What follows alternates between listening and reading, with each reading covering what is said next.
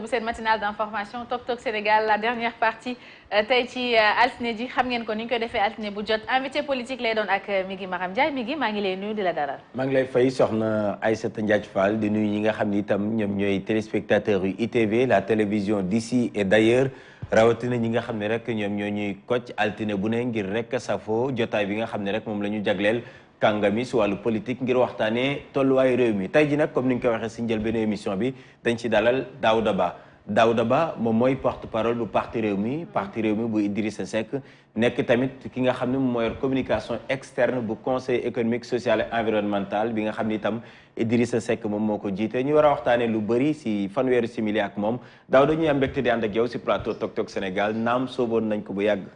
dëgg la Migui maa ngi lay nuyu di nuyu sa naataango bi ñu toggal ci plateau bi di nuyu seen téléspectateur yëpp. di kontaan ci invitation bi di la ci sant di la gërëm effectivement bëggoon nañ ko def bu yàgg waaye ay jafe-jafe moo taxoon mënul woon nekk. alors dafa mel ne Aïssata tey la mbir mi sax gën a am solo. ndaxte actualité bi soxal na lool parti réew mi parce que dañuy waxtaanee li nga xam ne moom mooy élection territoriale yi nga xam moom la ñu dëgmal si atub 2022. alors élection yi coow lu nag bëri na lool ñu ngi tudd parti réew mi saa su nekk rawatina si diwaanu Thiès ak lépp mais yéen dañoo gis ni dafa am benn. pataaral maanaam pour ngeen communiquer ci mbir mi daanaka yombul pourquoi ngeen adopté silence bi naam nag xamee woon nañ ko sa leader. waaw xam nga bu ñu dëgmalee élection faaw coow bëri rawatina élection locale nga xam ni élection yu complexe la élection wu gox-goxaat yi la donc parti bi bëri gox yi nga xam ni dafa implanté wu mën nañu ci biir Sénégal yëpp parti réew mi am na fa maillage. booleeg également parti réew mi bokk ci la coalition de la majorité présidentielle bi nga xam ni le président Macky Sall moo ko jiite. donc yoon la mu xaw a am ay coow yu ndaw mu xaw a am xëccoo xiiroo ngaayoo loolu du lu bees ndax boo àndee ak ñaari nit ngeen jëm ci élection. ngeen ànd ñaar wala ñetti parti ñaar wala ñetti nit bëgg gox faaw waxtaan am pour ngeen d'accord xool kan mooy bàyyi moroomam dem mu toog xaar rawatina ak bu boolee plus de 5 ou plus de 10 partis ci même coalition yoon la bëgg-bëgg yi gën a bëri maanaam du doonante ñetti personnes yuy bëgg xëy na day doon juróom wala fukk donc waxtaan wi day gën a yaatu day gën a jël temps loolu rek moo waral waxtaan nag mënul ànd ak génn ci biti di wax fi mu toll nii ñu ngi déglu la conférence des leaders bi nga xamante ni mais lii seen méthode la yéen parti réew mi mais par contre à Thiès fii nga toog altine bi passé Abdou Mbow moo fi teegoon donc ŋàññi na bu baax a baax doxalinu waa réew mi si diwaanu Thiès apparemment lépp ngeen bëgg a jël toog fa est-ce que loolu également ànd nawle loolu moom mooy doxalin bu baax alors man mënuma commenter parolu Abdou Mbow moom gis-gisam la wax mais fee laa la yóbbu léegi man li ma mën a wax mooy muy Thiès muy feneen ak feneen dañoo nekk ci coalition majorité présidentielle am ci ay kilifa li ñuy def mooy toog déglu suñuy kilifa naam bëgg-bëgg yi bëri na ku nekk ni muy gisee mën na bëri mënuma commenter ci loo xamante ni en tout cas saytu bi ak jàngat bi c'est en cours maanaam kilifa yi ñu ngi xool et ñoom gënuñ leen xam kan moo war a nekk candidat fan il faut que ñu yaatal xol yi muy waa réew mi muy waa APR muy waa AFP muy waa PS suñu naataango yëpp ci biir coalition yi ak fépp fu mu mën a doon foog ñu yaatal xol yi foog ñu nangulante foog ñu dawal compréhension laa koy waxee toog déglu kilifa yi mënuñu permettre di wax fii dugg fële génn fii kii di sànni xeer am déet on peut comprendre nag xëccoo beeg ñaayoo bi ak ku nekk ni muy exprimer le fait que kontaanul ci lii wala ci lee mais nañu toog xaar yàggatul dara incha allah et ku ñu tabb nga xam ni dañu la tabb ngir nga gañeel coalition bi donc da ngay tëddee njaaxaanaay yaatal ku ñu tabbul frustration bu mu la yóbbee ngay wax yenn yi ndax coalition la élection locale la am na yeneen élection yu ñëw dañoo war a ànd gañeendoo liggéeyandoo ngir njëriñu sénégalais yi. loolu moom on va rester à Thiès même su fekkee ni yenn commentaires yi jëm si peut-être propos Abdou Mbow mënoo si indi mais dañoo gis ni Thiès ku ni parti réew mi Aïssata sa xel yëpp day jàmm si diwaanu Thiès mais dañoo gis ni élection yi nga xam ne moom la ñu génn de plus en plus da ngeen di perdre du terrain maanaam APR tey ji ñëwoon na fa gën fa am fa doole est-ce que parce que barki démb Isidore notre envoyé spécial foofu sa Thiès envoyé nañu élément bi nga xam ni ay ndaw parti APR lañ nee nañ ñoom duñu nangu benn yoon waa réew mi di jël mbir mi est-ce que également ñoom itam seen revendication doonul loo xam lu légitime la suñ koy méngale ak résultat yi tukkee say élection est-ce que perdre loolu terrain bi à Thiès. alors li ma mën a tontu si loolu mooy de 2007 à 2019 vous dites la même chose après chaque élection da ngeen di wax ni parti réew mi mu ngi perdre vitesse à Thiès élection ba cay topp ñëw wan leen l'inverse fi mu toll nii nag waxuñu waxu parti réew mi. grande coalition Benno Bokk Yaakaar la ñuy wax ca Thiès ca Dakar ca Ziguinchor ak feneen donc mënuñ ci seppi parti réew mi wala parti APR. non yow yaay bañ a seppi mais si ŋaayoo finalité ba dinañ ni ci réew mi nangamu localité la fi am loolu foofu mu am daaw mënoo ko bañ. non xam nga même su fekkee vous êtes dans une coalition. xam nga loolu d'accord nañ ci mais comme tabaguñu kan mooy jiite coalition bi Thiès mënuma la ci wax lu bëri. mënuma seppi réew mi ak APR.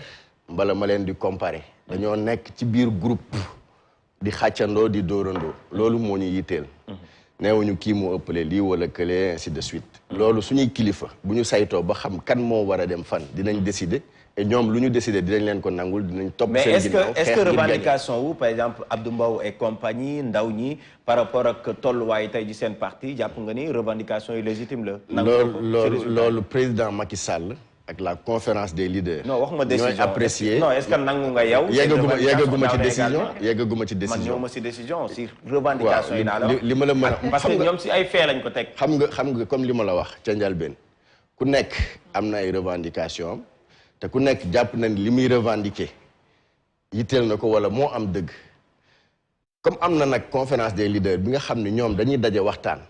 seen dernière kàddu ñu jox ko président Macky Sall nañu toog xaar ba yegg ci cappaandaw boobu ñoom ils savent apprécier mieux que nous nos leaders savent apprécier kan moo wax dëgg kan moo waxul dëgg l'essentiel mooy li am solo ñu def tout ba demandoo ci say bañ a demandoo à rang dispersé parce que élection locale boo demee à rang dispersé rek di nga gis résultat bi sur le terrain ñun nag suñu mbébét suñu bëgg-bëgg mooy ak xam nga dans chaque groupe dans chaque entité politique da ngay jël exemple primaire lors d'une présidentielle moo xam France wala États-Unis candidats yi mën nañ dóorante seen biir ngir wane ni ñoom ñooy candidat bi gën ci parti bi mais bu loolu weesoo dañuy ànd def benn say xàccandoo dóorandoo ngir gañeendoo donc xëy na naam mën nañ ni ci primaire lañ toll donc on peut accepter yenn affaires yi mais incha allah bu ñu décider ba teg les conclusions kan moo war a jiite fan coalition bi bu boobaa dañuy àndandoo doon benn say teg lépp luy werante suñu ginnaaw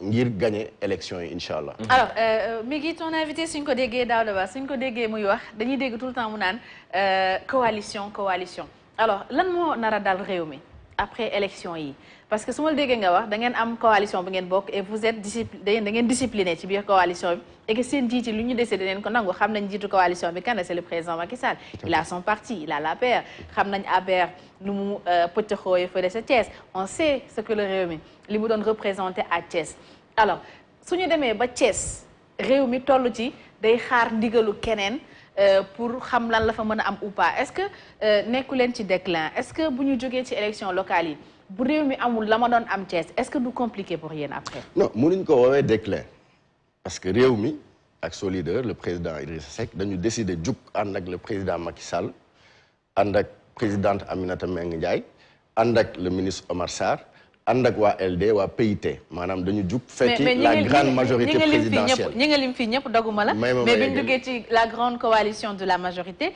xam nañ lu ci topp le parti socialiste on sait ce qu'il en reste PIT bi nga lim xam nañ li ci des absolument rien pratiquement waaw loolu sa appréciation la dañ la koy bàyyeel am na keneen ku am beneen appréciation waaw bon loolu seen appréciation la man li ma gis mooy am nañ coalition boo xam ne taxawaayam jekk na taxawaayam dëgër na ñu ngi ànd di liggéeyal sénégalais yi parti réew mi décidé ñëw fekk ci groupe boobu ngir gën a dooleel liggéey boobu ñuy liggéeyal sénégalais yi donc yoon la lu ñuy décidé ñu décidé ndoo ko ànd ci d'accord ci jox dernier cadre gu président Macky Sall mi nga xam ni moom moo jiite coalition bi donc loolu yoon la du déclin c'est pas un déclin pour le parti réew mi à Thiès maintenant parti réew mi lan moo koy arrivé après les locales les populations en décideront alors ñun l'essentiel mooy biir parti réew mi ak biir coalition bi li ñu mbébét li ñu namm mooy sur les 552 communes ñu rafler le maximum possible. Maintenant, l'organisation en interne, ça se fera. Rafler avec la coalition ou le rafler fait mais bien évidemment, on est dans la coalition. Avec la coalition, non, du problème ou nit. Du problème ou nit. Problème ou ku gëna kan moy gagner la coalition. Mais Migui mu ngi la koy wax sank à la fin, bu ñu togué di def bilan, on dira telle commune qui fa tok parti Rewmi la bokk, telle commune qui fa tok fi la bokk donté ci coalition ngeen démé. Ouais, mais lolu deug la, mais parti Rewmi ak ñeneen ñi mu bokkal coalition bi, ñi ma fi lim ñëpp.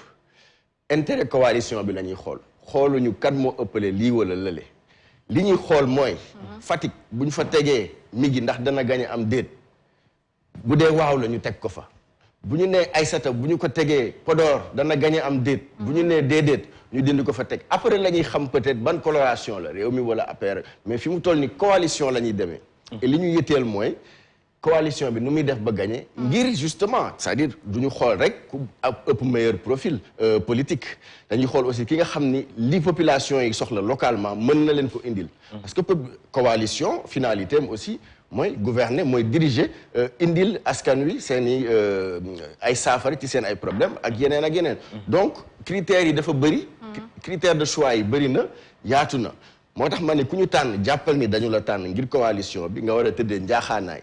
ubbi say loxo lors des dernières élections liggéey pour ñu gagner. Daouda à plusieurs reprises depuis ce matin presque pendant 8 minutes. turu Macky Sall mooy jël dogal lu mu fi génn bëri na si ay kàddoom.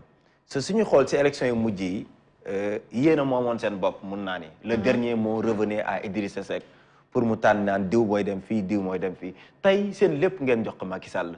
Alors, est-ce que sincèrement, sentir ngeen seen bopp à l'aise si coalition Benno Bokk Yaakaar?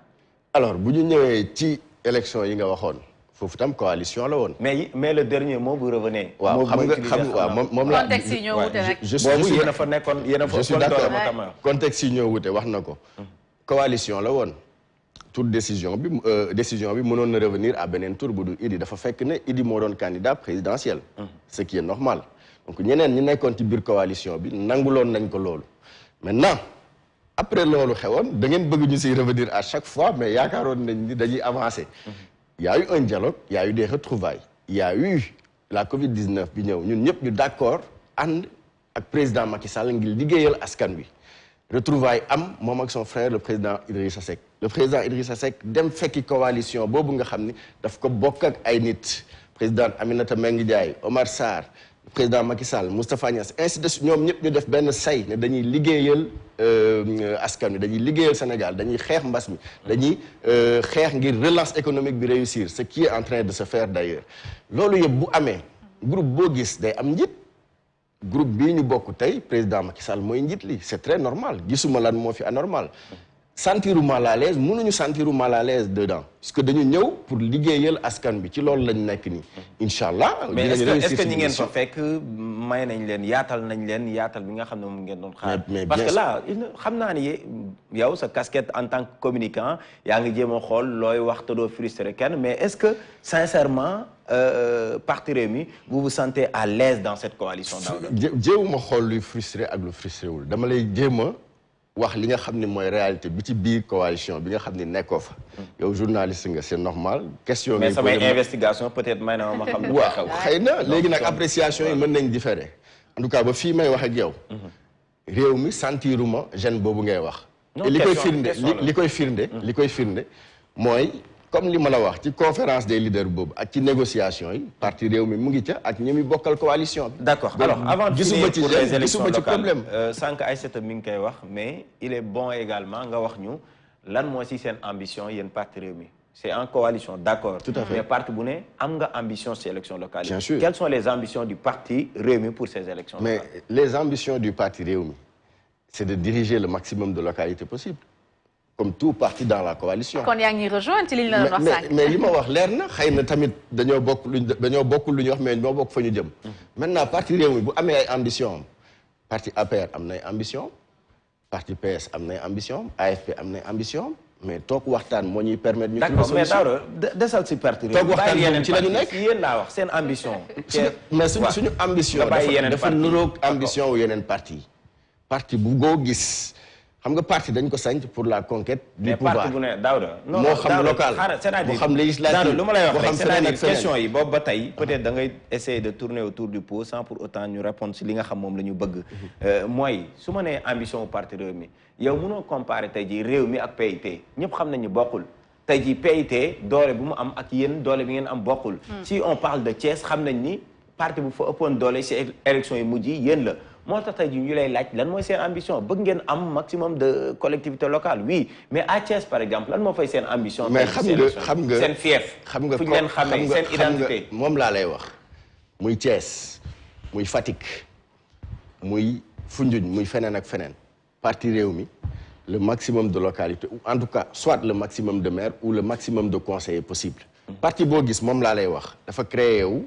pour conquérir le pouvoir moo xam local moo xam feneen ak feneen dafa créé wu pour gouverner les deniers publics pour gouverner au destiné des Sénégalais donc ñun ci loolu lañ nekk ba léegi parti Rewmi donc effectivement suñu ambition mooy ñu am le maximum de conseillers possible le maximum de maires possible Thiès ville mais Thiès ak Dakar ak feneen Thiès ville la pourquoi nga bëgg a focaliser wu ci parce que Thiès lañ leen xamee après tout mais xam nga Thiès ville lan mooy si seen ambition Thiès ville xam nga man Thiès parce que Thiès yéen a ko yoroon gisuma fa Idrissa Seck moo ko yoroon xam nga Idrissa Seck ak partem élection yi mujj ngeen ànd ak Talla Sylla mun nañu wax ni ak seen i conseil ngeen def ko mu nekk maire ville bu Thiès tey jii est-ce que da ngeen a bëgg récupérer waat mairie boobu wala déet waaw mais loolu décision bi mu ngi revenir mais décision bi xam nga ko taw la parce que non defal naa xam nga suñuy kilifa mënuñ nekk ci biir di waxtaan man ma ñëw ne la lii la ñu waxtaanee wala lii la ñu décidé d'accord ma xam ko ou ma ñàkk ko xam d'accord suñuy ambition ce point de vue muy Thiès muy Dakar c'est que yow yaa ci bëgg a beddi Thiès di ci insister Thiès moom dinañ ko beddi muy Thiès muy Dakar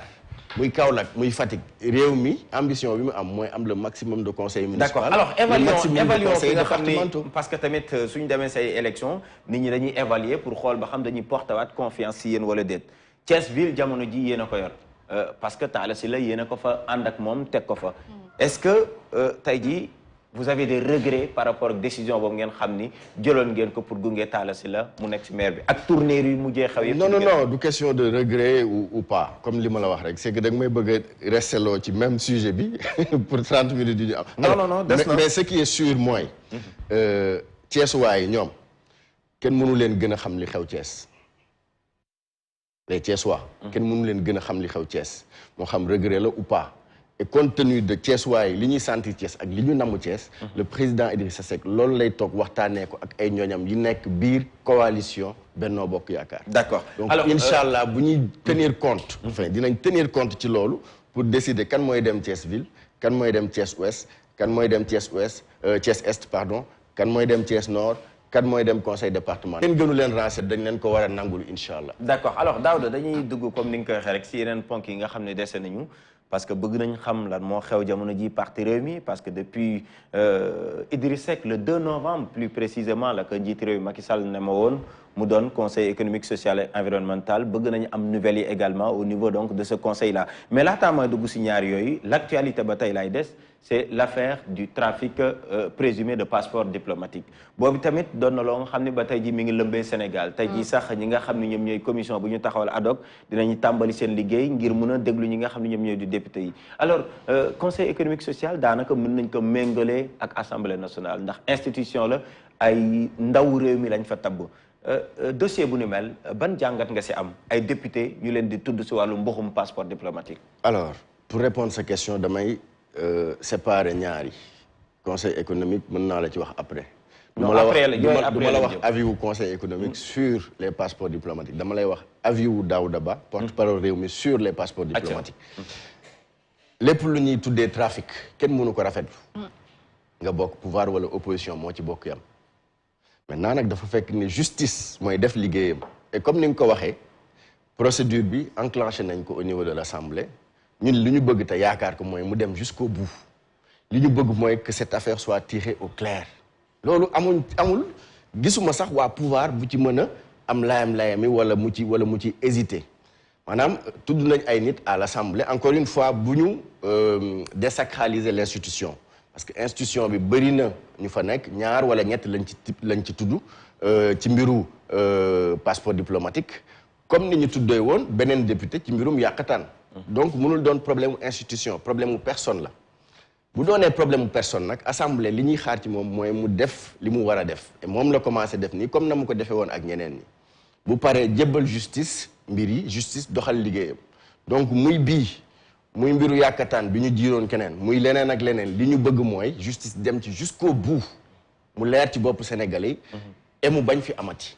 mbirum yàqataan boobu ngay tudd c'est Ousmane Sonko qui a été accusé de viol par Adji Sarr dossier boobu également gis nañ ni ñu si faatu woon daanaka toll nañ ci fukki ak ñett doomu aadama boobu ba tey mbir mi dafa taggatémbe tey jii coow lu sax ñu ngi naan kan mooy doon doyen bi kan mooy remplacer ki nga xam moo fi nekkoon jul coow dossier bi nu mu taggatémbe nii est-ce que jàpp nga ni réewum démocratie nii la war a doxee. waaw xam nga ñun parfois aussi dañuy dem ci terrain glissant.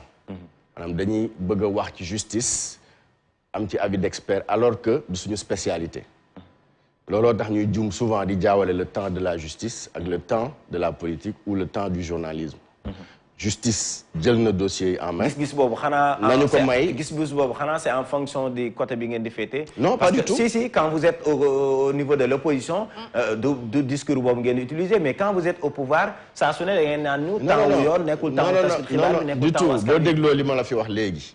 ci dossier yi laal assemblée yëpp li ma la ci wax c'est exactement la même chose nañu bàyyi justice def liggéeyam mën na yéex nag par rapport à nos appréciations.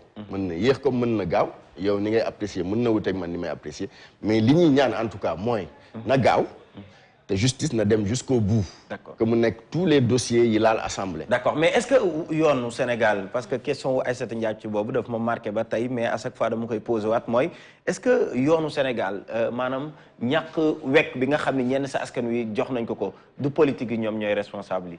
parce que su fekkee ni un Sénégalais lambda dañ koy àtte tëj ko si kaso bi mais su fekkee ni politicien moo impliqué aussi benn dossier rek coow jub si ngay déggee sax liberté provisoire si ngay déggee ni kii dafa feebar ñu génn ko pourquoi heure bu ñu jàppee benn homme politique coow lu mën a jëb si réew mi alors que citoyen non xëy na homme politique le fait que mu nekk homme politique mooy créer attention dans l'opinion de sorte que bu justice jugee dal si kawam mu créer beneen effet. même su fekkee ni moo def. par rapport ak mu def mu ñàkk a def.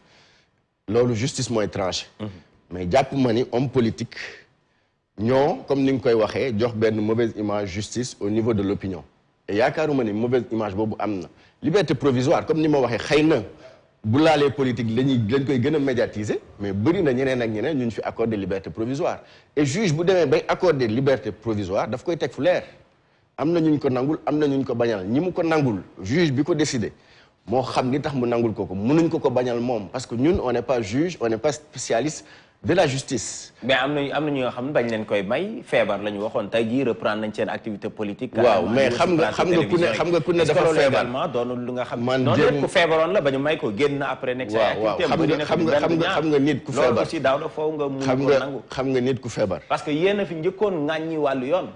Idrissa Seck bañ ko toppee si benn mbir toog na mu ñaawlu doxalinu yoon tey soo leen bëgg a seetalaat wala boog mayaat doole yoon daf ñuy jaaxal. donc c'est en fonction de votre position. même justice même àttekat yi la même droit bi la ñuy appliquer. vous savez ni yow ni man amuñu pouvoiru gàkkal yoon wala seetal ko li ñu mën mooy. sàkku mbir yi gaaw leer ci askan wi loolu rek la ñu mën mais mënuñu di ŋàññ juge bu jël telle décision. liberté provisoire pour raison de santé ak leneen yow gisoo carnet de santé nit ki xam nga ban feebar la am ba mu koy may muy dox wala mu bañ a dox liberté provisoire yi ñuy may ñeneen ñu bokkul ci pouvoir bi bokk ci opposition xëy na yéen du ngeen sawar di ci wax mais existe na la liste est là yooyu c'est pas à nous de commenter wala de wax ni yoon la wala du yoon. alors 30 secondes également autre dossier mooy décider nañu xaar justice. d'accord 30 secondes également autre dossier c'est l'affaire des activistes ñoom itam boobu ba tey ñu ngi ci kaso bi di xaari ñoom itam seen àtte est-ce que vous êtes surpris en tant qu'acteur politique bu yàgg liggéey ak ñoom. parce que à un moment donné yéen a doon wàcc di xeexandoo. tey kilifa bu mouvement Y'en a marre Simon ñu leen di tudd également ci yu ni mel. boobu également noo ko gisee. mais surpris ñu tudd leen ci loolu oui parce que effectivement nit bu taxawee di xeex dara di joxe leçon de morale ak leneen ñu jékki-jékki découvrir un autre aspect ci lui dina la surprendre dina la choquer maintenant ñaanaluñ kenn nag prison wala quoi que ce soit yenn xat-xat yi mais loolu également dañuy bàyyi rek justice def liggéeyam parce que ñoom seen yos xëy na li différent je me permets peut-être je devrais même pas mooy flagrant délit la y a eu flagrant c'est-à-dire ñoom dañu leen jàpp sur les faits ou en tout cas dafa am lu firnde bu leer bu génn nga xam ne c'est obtenu dans l'illégalité. voilà maintenant non mooy li ma la wax rek xam nga je devrais peut-être même pas wax loolu effectivement illégalité ou légalité loolu juge bi moo koy décider du yow du man moo tax encore une fois li ngay bañ dinaa la ko waxaat nañu bàyyi justice def liggéeyam. d'accord alors lu des temps bi dañuy waxtaanee conseil économique social et environnemental mu doon kuréel nga xam ne wax naa ko léegi daanaka une semaine a des mu mat un an ba ñu fa tabbee ki nga xam ne moom moo di Idrissa Seck ginnaaw ba ñu génnee si élection présidentielle yi surprise la woon parce que bokk naa si ñu nekkoon palais mais loolu leneen lañ doon xaar. ñu nekkoon palais point E. oui après directement ñëw point E également si conférence de presse bi. alors dites-nous tey ji suñu doon def benn bilan par rapport ak seen activité lan nga ñu mën a tënkal ci bilan wu conseil économique social et environnemental est-ce que. waaw xam nga soppi ngeen xaar kanam gi. waaw di rafetlu laaj boobu mais je peux pas me permettre de wax bilan surtout que tooguñu cellule de communication conseil économique daal dina dañuy càmbar bilan nga dem wax ci li ma la mën a wax ci tënk mooy rapidement luy xaw a niroog bilan peut-être. parce que président effectivement Idrissa Seck dañ ko fa tabb en novembre 2020 mu fas yéene ñëw contribuer ci liggéeyal askan wi ba mu fa toogee ba léegi nag bokk na ci sujet en tout cas yi nga xam ni moo gën a soxal le président Macky Sall ci yu mu ko njëkk a jox ngir mu saytu ko jox ko ci ay avis mooy xëyu ndaw yi voilà mooy xëyu ndaw yi sachant que conseil économique 2 sessions ordinaires lay am par année am février avril septembre novembre donc février avril président Idrissa Seck ak les conseillers ñu bañ a fàtte ni que les conseillers économiques sociaux et environnementaux et les membres associés ñooy def l'ensemble le principal des travaux booleeg avis contribution au cabinet bi ñu boole projet d'avis jébbal président de la République mu doon nag chambre boo xamante ni dafa ëmb ay kàngam yu jóge fu nekk ingénieur bi architecte bi le grand commerçant ainsi de suite xëy na sénégalais xamuñ ko bu baax mais dafa doon chambre bu ëmb des experts dans leur domaine ñooñu ñooy joxe ay avis ñu def ko ci lu ñuy wax projet d'avis jébbal ko président de la République léegi ban 109 mu doxalee ko dans ses politiques économiques et sociales donc première session ordinaire bi li mu càmbar mooy emploi des jeunes et émigration ak affaire inondation jébbal nañ président de la République actuellement ñu ngi en session septembre novembre li ñuy càmbar mooy la révolution numérique et l'employabilité des jeunes naka la mbirum TIC di impacter xëyu ndaw yi donc xëyu ndaw yi day revenir ci li nga xam ni soxal na président Macky Sall mu wóolu ci le président Idrissa Seck ngir mu defal ko ci ay càmbar avec les conseillers économiques sociaux et environnementaux beneen bi mooy l'érosion côtière donc employabilité des jeunes révolution numérique érosion côtière actuellement moom la ñuy càmbar di jox ci suñu xalaat président à un moment donné Idrissa Seck était absent presque du territoire national information yi même yow à un moment donné nekk woon Sénégal est-ce que absence su Idrissa Seck si territoire parce que ñu ngi doon wax ni yaram bee sutante am na handicap si doxalinu conseil économique bi alors il faut que ñu xam ni que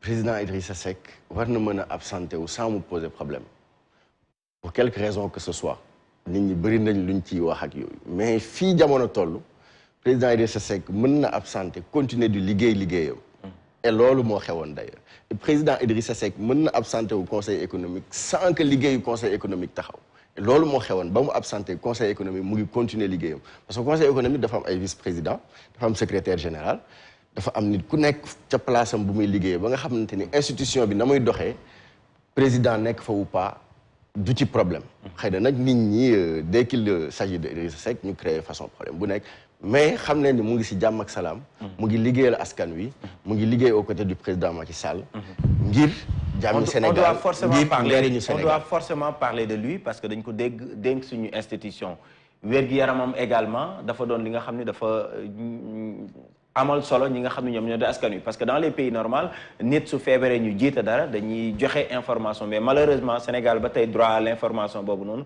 pour taskatu xibaar yi am ko jafe la est-ce que mun nga ñu rassurer ni tey jii Idrissa Seck wér-gu-yaramam may na ko mu doxal li nga xam ni moom moo di conseil économique ba mun a amaat peut-être ambition dellu soit 2024. alors président Idrissa Seck mu ngi ci jàmm ak salaam mu ngi liggéey na mu waree mu ngi jëriñ Sénégal mu ngi jëriñ le président Macky Sall alhamdulilah. en 2024 Idriss Seck dina ñëwaat wala déet pour dem ci li nga xam mooy élection yi parce que yéen a nekkoon coalition voilà yéen a nekkoon leader de l'opposition tey jii ngeen bàyyi ko ngir dem su nguur gi 2024 lu des soreetul est-ce que Idriss Seck boobaa parti Rewmi doon na parti bu nga xam ni day élection dina am te du si bokk. ñu ngi toll ci jamonoy mbas. toll ci jamonoy Daouda mbas moom boobu ba tey Idriss Seck mbas la wax ba dugg si coalition bi. mbas moom daanaka ñu ngi sant yàlla lu si desati moom bëriwul. ñu ngi sant yàlla. waaw.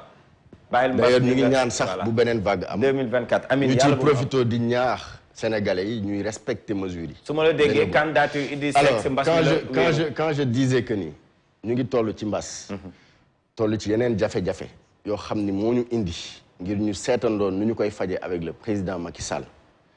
maanaam priorité yi ñu nekk nii di ko faj franchement gisuma luy war a mën a tax ñu wàcc fi priorité di wax waxu 2024 di wax waxu 2035. mais 2021 ak 2024 yow jàpp nga ni jege na yéen coalition bi ngeen bokk seen i ambition lan ngeen di wax da ngeen am programme yi nga xam ne ba 2035 la léegi ngeen fekkee mandat la wala élection ngeen ni duñuy wax. suñuy ambition actuellement mooy fexe ba saafara jafe-jafe sénégalais yi fexe ba. Sénégalais yi jox ñu confiance ci élection locale. mais xanaa di ngeen projeté ñu gagné le maximum noonu rek di dem. de communes possibles. fexe ba Sénégalais yi jox ñu confiance ñu gagné le maximum de départements possibles actuellement loolu mooy suñu. en tout cas ba ngeen créé seen parti ba tey suñu fàttalikoo. élection bu ñëw rek bokk ngeen. après local yi 2007 bokk ngeen après local yi. 2012 bokk ngeen législative 2000 bu mujj bi on aimerait que suñu coalition. amaat confiance sénégalais yi élection yëpp bokk ngeen est-ce que 2024. jamono yi ñu toll nu ñuy réussir relance économique ak sociale. mooy suñu ambition. le calendrier républicain jamono yi ñu toll sa gis-gis est-ce que lu ñu war a respecter. jamono yi ñu toll. nu ñu saafara mbirum naam ñu ngi ci def ay jéego mbirum éducation mbirum santé ak leneen. di rafetlu au niveau de Expo Dubaï Sénégal ni mu fa briller. Daouda loolu bokkul sama wone justement les réalisations ak liggéey bi ñu nekk di def te mu am solo. d'accord mais dama bëgg tamit. loolu mooy suñu ambition actuellement ñu dem ma ni sànq yaa ngi koy wax am na élection yi nga xam moom moo nekk suñu kanam élection locale yi ñëw nga seen ambition. élection député yi moo nekkaat suñu kanam 2022 présidentielle 2024 le calendrier républicain lan moo si gis-gisu parti Rewmi. parce que alors il faut ngeen xam ni muy calendrier républicain ak yeneen parti Rewmi position ba mu ci amoon opposition ak ci biir pouvoir mënul changer respect calendrier républicain ñu nekk opposition wala biir pouvoir dañuy continuer di ko gëm dañuy continuer di ko xeex xëy na plateforme yi ñu koy xeexee moo wute ak manière bi ñu koy xeexee suñu nekkin ci biir gouvernement bi bu ñu gisee lu baax dinañ ko digal président Macky Sall bu ñu gisee lu bon dinañ ci waxtaan ak moom. Maintenant, respect du calendrier républicain, mais lolo, c'est évident que parti Rewmi daf ko mos a gëm et ci loolu lañ jëm Inch'Allah. Maintenant bu fekkee dafa am leneen lu ñëw ba tax président Macky Sall ou la classe politique jàpp ni dañu war a tuxal élection ou dañ ko war a fixer loolu autre chose la xam nga y a des choses qui s'imposent à nous par la force des choses mbas mi kenn xaaru ko woon ainsi de suite mbas mi tax na je crois un des reports des locales xëy na mbas mi moo taxoon parce que ñu ngi doon waxu peut-être mars 2000. ñoom kay bañ ko non juste pour wax la non y a des réalités. y a des réalités daanaka réew yëpp la am. te non waaw mais xam nga réew yooyu mënoo ko tëkkaleeg Sénégal bokkuñu. ñoo ëpp ay morts. non la preuve résilience bi ak yeneen ñu leen permettre ñu organiser wu ak relancer wu bokkul ak Sénégal il faut que ñu nangu ko. respect du calendrier républicain ci lañ nekk juguñ ci mais bu amee lu ñëw imposé wu suñu kaw ba tax et bu ñu fàtte nii. report yu bëri yu fi am ñu nag opposition dañ ci d'accord yeneen ay points yu ñu d'accord ci dialogue politique bi opposition ñu ngi fa woon donc du pouvoir mooy jël di décider reporter nu mu ko neexee ak mais bu ngeen waree dem élection opposition ne la defaguñu audit du fichier électoral il faut que report am. d'accord alors boo waree dem élection législative. mais am leneen lu ñëw tegu ci kaw moom laa 30 secondes rek. réew mi changé wul respect waaw mais am ngeen calendrier républicain. d'accord am na ay kàngam yu nekkoon seen biir parti ba tey jii ñu ngi war a sóobu si élection yi Déthié Fall ibbi na démb li nga xam moom mooy lëkkoom Thierno Bocoum moom itam mi ngi si langue politique gi Abdourahmane Diouf ma ngay waajal moom itam lancé partem le 30 bi alors tasaaroo boobu noonu tey actuellement lan mooy ambiance bu am biir parti Rewmi parce que tey jii ñooñ lañ fa doon dégg de ñun Déthié Fall lañ fa xamoon Abdourahmane Diouf naam nag am na yeneen kàngam mais ñoo si gënoon fës tey ji ñoom ñëpp dem nañ lan moo des si réew mi laataa ñuy tàggatoo. alors balaa ñooñu am nañu jotoon jóge réew mi dem. balaa ñooñu am nañu jóge woon réew mi dem. réew mi continuer di dund. di def de meilleurs résultats. dooleem di wàññeeku. de meilleurs résultats du dooleem di wàññeeku boo bëggee mën nañ def tracé bi. 2007 laa la may. non 2007 résultat des différentes élections de réew mi. voilà donc appréciation yi mën na différente mais les faits sont là. parce que coalition également ngeen demee say élections. ambiance bi nekk biir réew mi mooy ñu ngi liggéey. di mobiliser wu di restructurer wu. occasion la pour man ma féliciter Matar Seye le secrétaire général liggéey bu am solo ba mu fay def ak ñeneen ñiy mobiliser ci parti bi ñoo xam ñu nekk dans la banlieue ñoo xam ñu nekk Palmarin ñoo xam ñu nekk Grand Yoff ainsi de suite Abdou Salam Touré dans la banlieue qui mobilise ñu ngi koy féliciter di ko remercier professeur Touré professeur Sidibé pardon à Grand Yoff ak feneen et la pléthore d'adhésions yi ñuy am di ko enregistrer par jour. nit ñi yëg ko nit ñi bañ ko yëg. est-ce que parce que malheureusement dinaa ci jox malheureusement souvent démission yi la ñuy gën a médiatiser que adhésion yi. loolu mooy nax est-ce que candidat nga ci élection locale yi ñu dëgmal. Wakaam mooy sama base. du ma candidat. maa ngi bootu ci ñi nga xam ni ñooñu la.